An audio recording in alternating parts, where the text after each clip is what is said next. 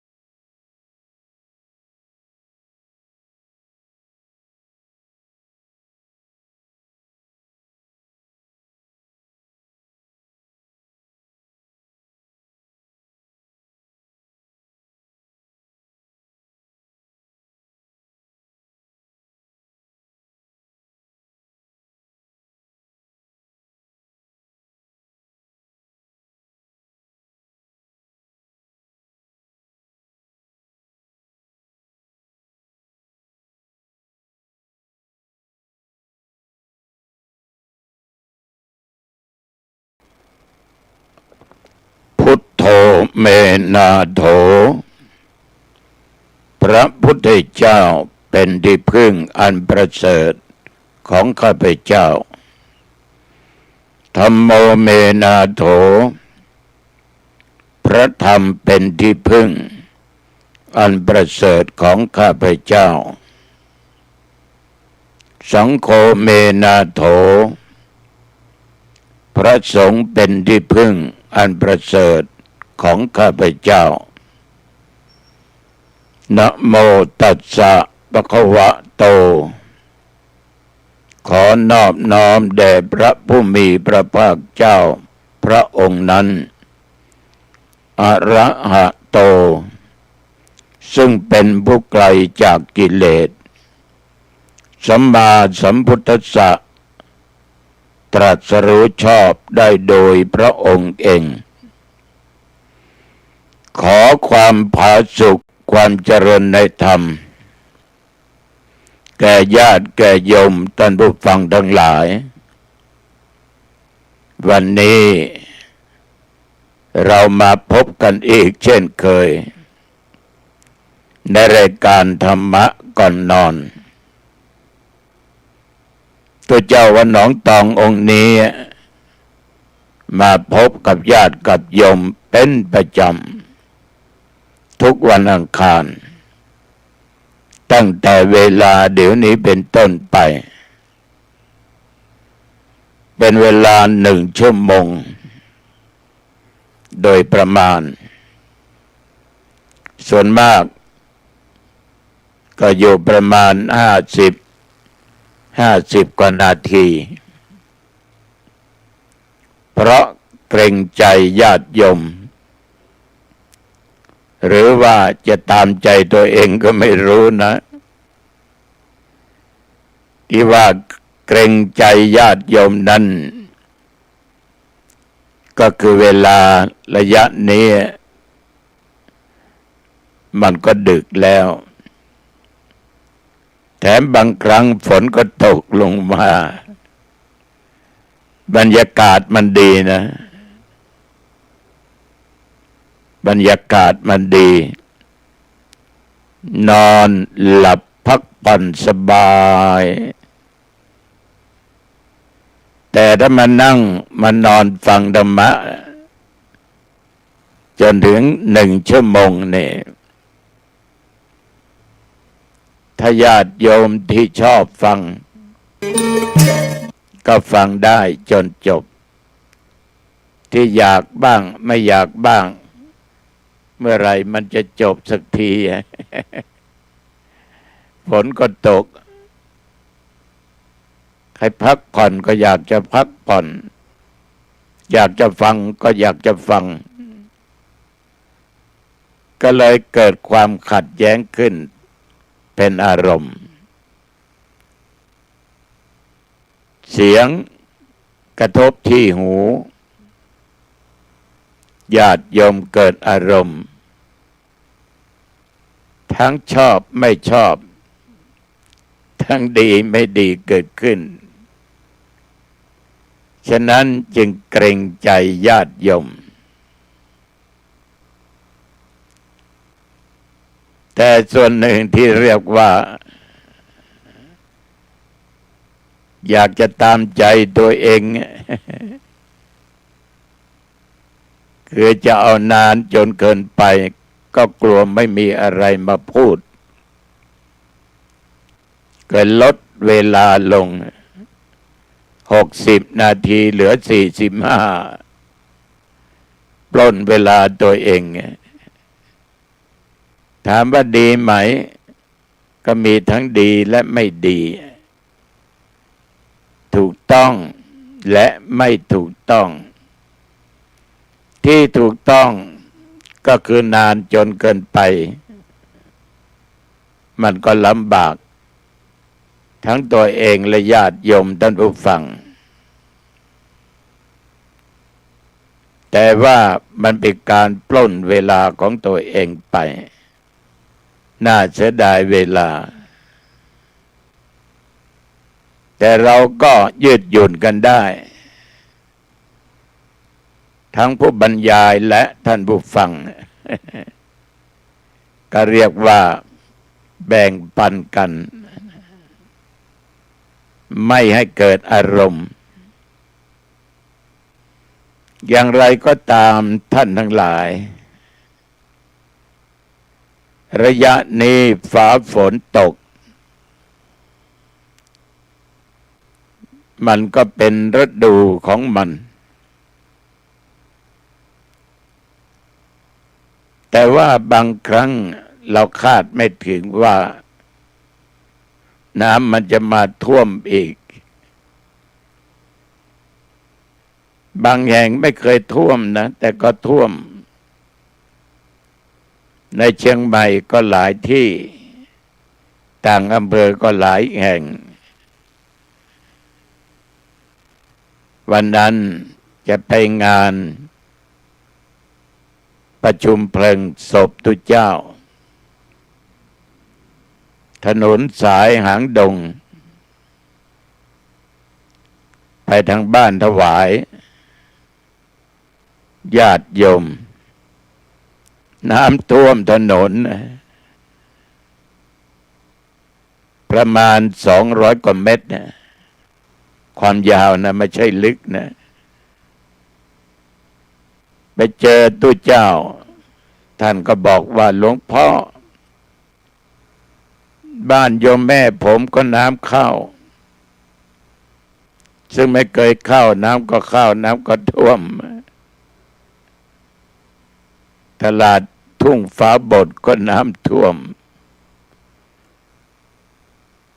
ตลาดกาดก้อมเชียงใหม่ก็น้ำท่วมตลาดเมืองใหม่ก็น้ำท่วมหลายแห่งหลายที่น้ำท่วม2-3 วันนี้จะมาวันที่ไปประชุมเพลิงศพตุเจ้าขากลับก็เลยไปตามถนนสายริมปิงโอ้น้ำมันแดงนะโยมนะน้ำแม่ปิงก็หนุนขึ้นมาเยอะ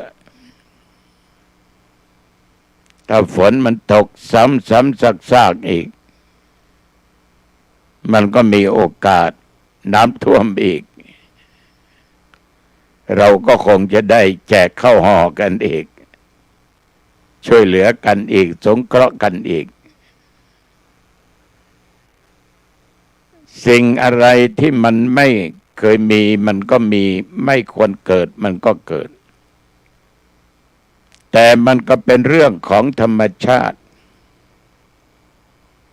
สมัยก่อนนั้นน่ะญาติโยม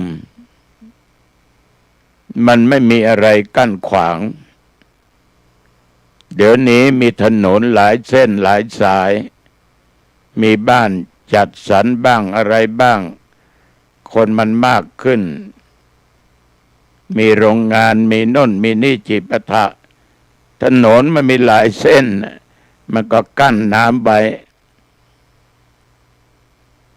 เหมือนญาติโยมปลูกบ้าน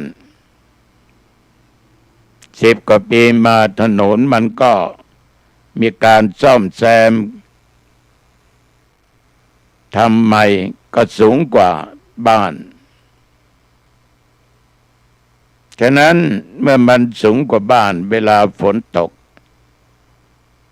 น้ำที่มันตกมันก็ไหลจากถนนเข้าบ้าน เราสังเกตได้เดี๋ยวนี้น้ำไหลมาจากภูเขาเยอะภูเขามันหัวล้นนะไม่ใช่หัวพระนะมันไม่ค่อยมีต้นไม้ดูดซึมเก็บน้ำไว้ก็ธรรมชาตินั่นนะมันถูกคนเรานี่ทำลายในที่สุดธรรมชาติก็มาทำลายพวกเราท่านทั้งหลายสิ่งไม่ควรเกิดมันก็เกิดมีได้ฉะนั้นระยะนี้ฝนตกไปไหนเหนือใต้ตกออกใกล้หรือไกลต้องตั้งสติให้ดีนะขับรถขับราอย่าประมาทจะช้าหรือเร็วช้าปลอดภัยกว่าแต่ไม่ใช่ว่าไม่เกิดอุบัติเหตุมันก็มีแต่ดีกว่าวิ่งเร็วอย่าขับรถด้วยความคึกขนองง่วงนักพักอยู่บ้านเมาอย่าขับ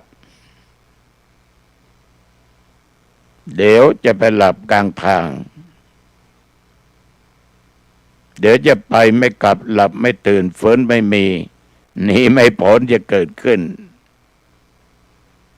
อย่าประมาทก็แล้วกันนะบางครั้งเราก็ไม่ได้ประมาทนะก็วิ่งไปแบบสบายนะ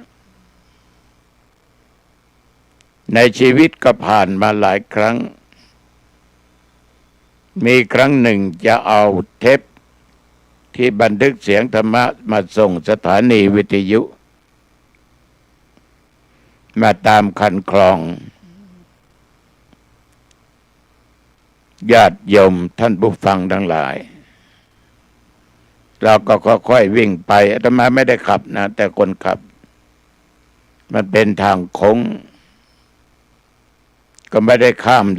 เลนข้ามทางเขาไปเลยเราขึ้นไปก็อยู่ทางซ้ายมือแต่รถจักรยานยนต์นี่มันวิ่งมาด้วยความเร็วชนเลยก็ชนในเขตของเรานั่นแหละก็ทำเหมือนกับหมดสติเหมือนกับตายแล้วนะแต่มาก็ไม่รู้จะทำยังไงก็ลงจากรถมาแดดมันออกมันร้อนกาจีวรนี่ดึงแล้วก็บังแดดไว้เดี๋ยวโทรศัพท์ของเขามันดังที่อยู่ในถุงกางเกงของเขามันดังก็เลยพูดว่าโยมโทรศัพท์ดังมารับมันก็รับโทรศัพท์ โยมทั้งหลายพอดีบังเอิญรถของเราก็มีประกันชั้น 1อยู่ก็ให้ทางบริษัทเขามาเคลียร์กันแต่คนขับเขาไม่ยอมรับที่มาชนทั้งที่เขาผิดเขาวิ่งเร็วแล้วก็โค้งมาในทางเราอีกโยมทั้งหลายแต่เราเป็นมนุษย์เราเป็นคนเราก็มีจิตใจโอบอ้อมอารีซึ่งกันและกันเมื่อเขาไม่เจ็บไม่อะไรมาก เราก็ดีใจก็ช่วยเหลือเขาไปแต่เราต้องมาซ่อมรถเราอีก ฉะนั้นทุกอย่างนี่มันเกิดขึ้นได้ทุกขณะภัยอันตรายมันเกิดขึ้นน้ำท่วมน้ำหลากมันเกิดขึ้นได้หมดไม่ว่าที่สูงที่ต่ำนะญาติโยมแต่มันเกิดมาก็เดือดร้อนแต่ว่า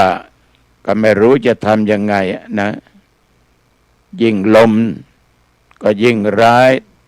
ถ้าลมมันแรงก็เสียหายเยอะมันเป็นภัยธรรมชาติที่มันเกิดขึ้นฉะนั้นต้องมีสติสัมปชัญญะมีปัญญาอย่าตระหนกตกใจมากจนเกินไปอย่าประมาทเมื่อเหตุการณ์เกิดขึ้นศรัทธาสาธุชนญาติโยมอย่างไรอาตมาเองก็ต้องขออนุโมทนาขอบใจต่อญาติต่อโยมทุกท่านทุกคนที่ติดตามฟังรายการนี้มาด้วยดีตลอดขอบใจมากๆขอบใจหลายๆนะโยมนะโยมฟังที่ไหนบ้างก็อยากจะรู้นะแต่รู้พระโยมบอกแต่อยากจะให้โทรมาบ้างหมายเลข0819503471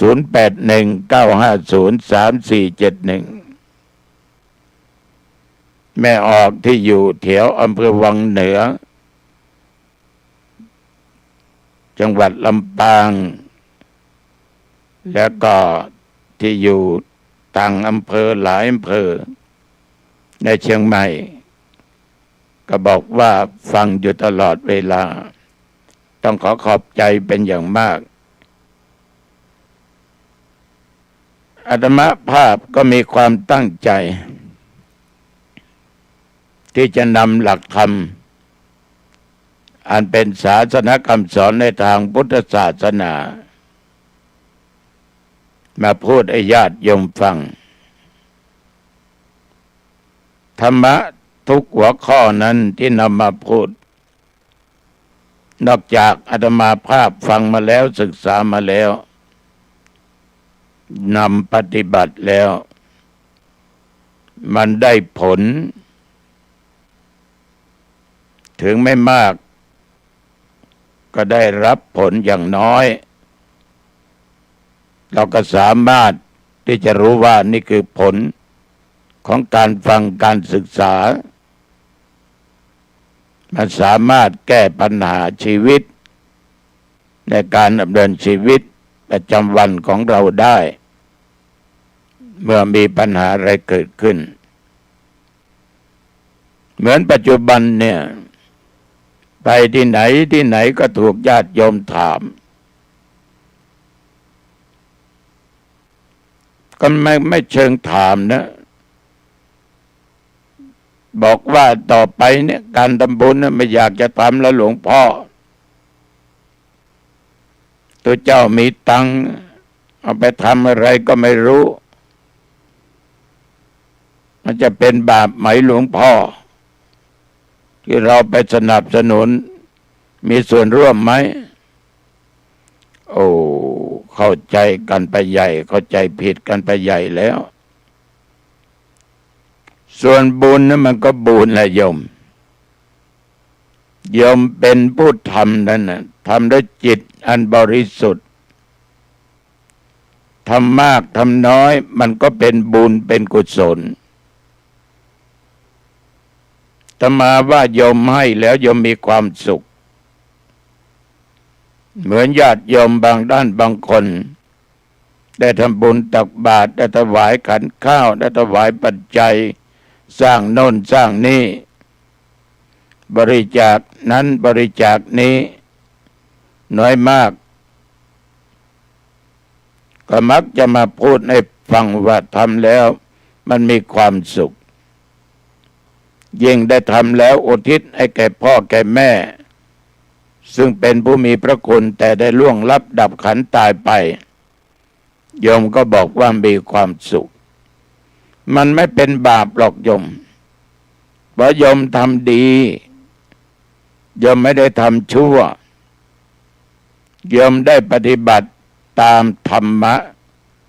คือการเสียสละทานะคือการให้การสงเคราะห์การช่วยเหลืออาตมาภาพกล่าวบ่อยครั้งว่าพระพุทธเจ้าทุกพระองค์นั้นจะต้องบำเพ็ญทานบารมีมาทุกพระองค์ทุกภพทุกชาติละโยมทานบารมีเป็นสิ่งที่สำคัญฉะนั้นโยมไม่เป็นบาปโยมได้บุญโยมมีความเชื่อว่าทำบุญก็ได้บุญได้ดีทำชั่วก็ได้บาปฉะนั้นมันไม่เป็นบาปมันเป็นบุญแต่ว่าคนที่เอาไปใช้ก็ได้รับแล้วไปใช้ไม่ถูกที่ไม่ถูกทางทำผิดศีลผิดวินัยผิดธรรมะนั่นแหละคนบาปคนนำไปใช้นั่นแหละผิดเป็นบาปโยมไม่บาปแต่คนนำไปใช้ถ้าใช้ไม่ถูกมันบาปไปค้าขายค้านั้นค้านี้ลงทุนนั้นลงทุนนี่ค้ายาบ้าค้าอาวุธสงครามหรือจะเล่นอะไรก็ตามนะมันผิดอยู่แล้วมันเป็นบาปฉะนั้นคนให้ไม่บาปถ้าให้ในสิ่งที่มันถูกต้องมันไม่ผิดพระธรรมวินัยไม่ผิดกฎหมายบ้านเมืองให้สิ่งที่เป็นประโยชน์ท่านทั้งหลายมันได้บุญแต่คนรับเอาไปใช้ผิดที่ผิดทางมันก็เป็นบาปกับคนที่นำไปใช้นี่จึงขอทำความเข้าใจกับญาติกับโยมตอบเกือบทุกวันแหละโยมโทรไปถามบ้างไปเทศงานโน้นไปเทศงานนี้โยมก็มักจะถามไปเจองานต่างๆก็ถามอย่างนี้ไม่ต้องไปคิดมากมันเป็นกรรมเป็นเวรของแต่ละบุคคลก็แล้วกันนะเป็นกรรมเป็นเวรของแต่ละบุคคลท่านทั้งหลายกรรมเกิดจากการกระทำดีก็เป็นกรรมดีทำไม่ดีก็เป็นกรรมชั่วใครทำกรรมชั่วมันก็ให้ผลไปในทางที่ชั่วนำความเดือดร้อนนำความหายนะให้เกิดขึ้นแก่คนทำกรรมไม่ดี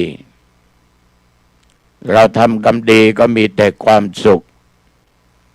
นี่ขอฝากไว้กับญาติกับโยมนะฉะนั้นอย่างไรก็ตามในฐานะพวกเราเป็นชาวพุทธพุทธะแปลว่าตื่นหรือเบิกบานเราต้องตื่นด้วยสติและปัญญาอย่าหลงฟังเหนือฟังใต้คนนั้นมาพูดคนนี้มาพูดผิดบ้างถูกบ้างต้องใช้สติปัญญาตรึกตรองพิจารณาดูญาติโยมท่านทั้งหลายไม่ต้องกลัวนะเราให้ทานเราก็ได้บุญอยู่แล้วเรื่องของศีลนี่ก็เช่นเดียวกันก็มีญาติโยมหลายท่านหลายคนถามอยู่ตลอดว่าศีลของตัวเจ้านี่มีเท่าไหร่โอ้ข้อห้ามนั่นเหรอมีตั้ง227ข้อนะอย่างหนักก็มี อย่างกลางก็มี อย่างเบาก็มี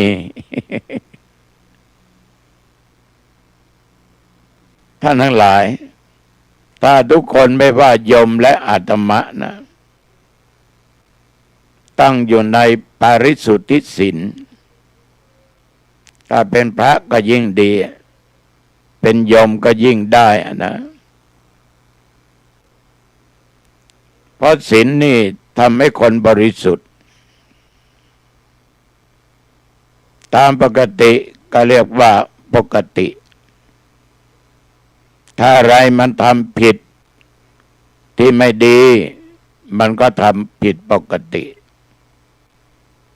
แต่ว่าเรื่องการสำรวมนั้นเป็นสิ่งสำคัญเป็นอย่างมาก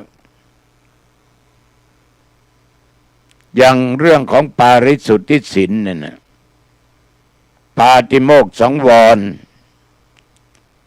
สำรวมในพระปาติโมกข์เว้นข้อที่พระพุทธเจ้าห้ามทำตามที่พระองค์ทรงอนุญาตข้อไหนที่พระพุทธเจ้าทรงห้ามใน227ข้อนั่นน่ะทั้งหนักทั้งปานกลางทั้งเบานั่นแหละ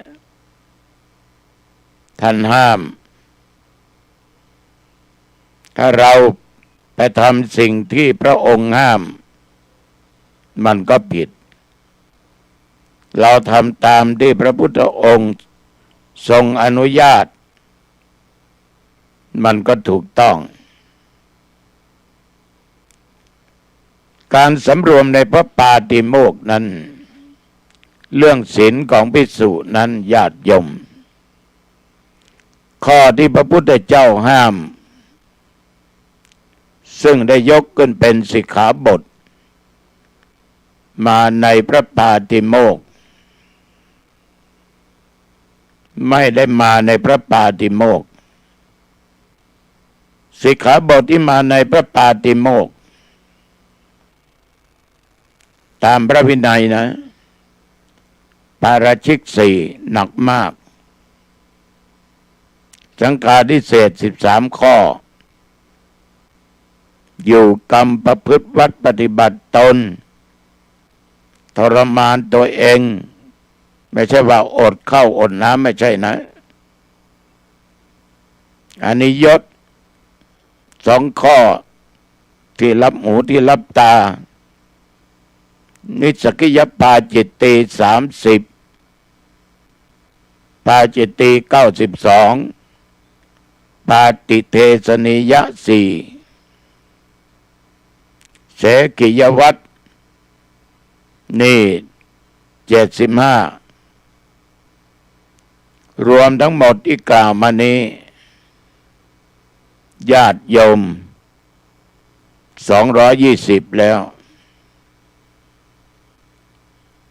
ถ้านับทั้งอธิกรณะสมถะอีก7ข้อก็เป็น227ข้อฉะนั้นการสำรวมในศีลสิกขาบทที่มาในพระปาติโมกข์ก็คือการรักษาซึ่งเราก็รู้ไม่ว่าโยมไม่ว่าอาตมะทุกคนรู้หมดเมื่อผิดศีลก็ผิดธรรมเหมือนกฎหมายบ้านเมืองเนี่ยเรารู้กันค้าขายของผิดกฎหมายไม่ดีนะถูกจับค้ายาบ้าเสพยาบ้าลักของเขา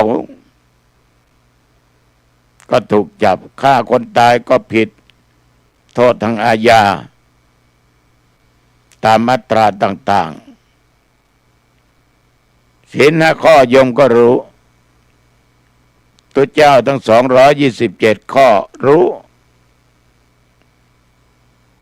ไม่ว่าโยมไม่ว่าพระเราต่างคนต่างก็รู้ทำไมมาถึงทำล่ะก็ตัวกิเลสนั่นแหละ โลภะอยากได้บ้างโมหะก็ครอบงำด้านจิตใจโทสะความโกรธที่เกิดขึ้นฆ่าคนตายได้ตัณหาสามกามตัณหาภวตัณหาวิภวตัณหาความอยากเนี่ยญาติโยมทำให้คนเราผิดศีลผิดธรรมได้ทำดีมาตลอดแต่ถ้าความอยากมาตีตาให้บอดให้หลงก็สามารถทำอะไรได้ทั้งนั้นรู้ว่ามันผิดไหมรู้มันไม่ถูกรู้ไหมรู้แต่ทำไมทำก็มันอยากความอยากเกิดขึ้นนี่ญาติโยมทำได้ถ้าขาดสติขาดปัญญาทำได้ทุกสิ่งทุกอย่างฉะนั้นเวลาโยมถามอาตมาก็บอกว่ามันเป็นกรรมเวรของแต่ละบุคคลที่สร้างมาไม่ว่าเรื่องของพระเรื่องของโยมไม่ว่าเรื่องของพระเรื่องของโยมมันผิดเท่าเดียวกันนั่นแหละแต่ว่าการเป็นอยู่ในเพศในการเป็นสมณะในเป็นเครือขัดมันก็แตกต่างกันที่นุ่งผ้าเท่านั้นฉะนั้นศรัทธาสาธุชนญาติโยมสิกขาบทที่มันหนักก็ปาราชิกสี่ก็ไม่ต้องพูดนะเรื่องของตังบ้างห้ามาสุกนั้นตามที่ได้ศึกษาได้อ่านได้ฟังมาคือท่านนับเอาน้ำหนักของทองคำห้ามาสุกท่านทั้งหลายเอาเมล็ดข้าวสาหรือข้าวเปลือก10 เม็ดนะไปชั่งดู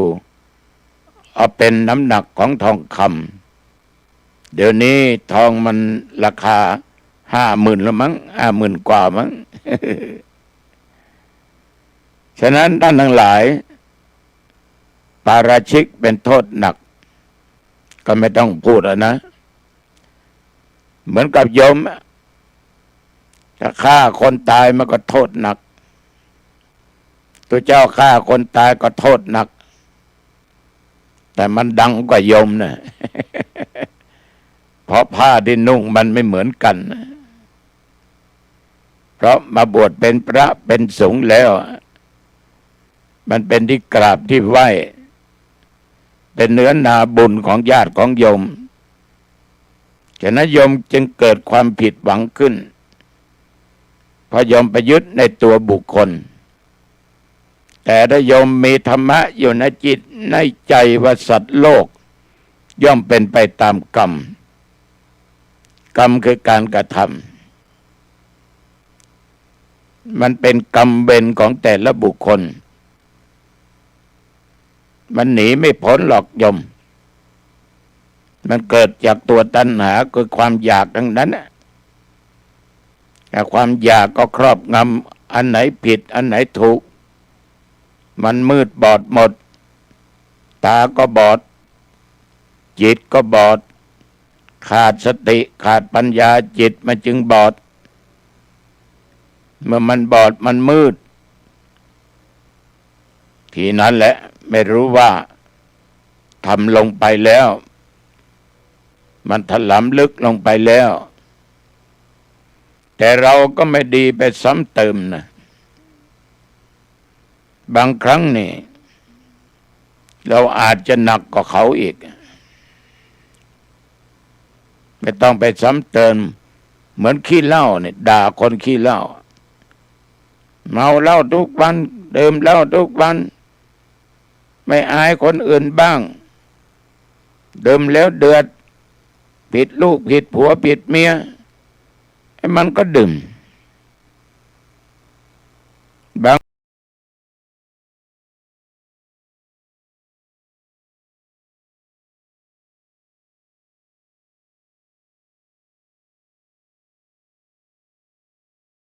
แล้วค่อยๆทดลองอย่าง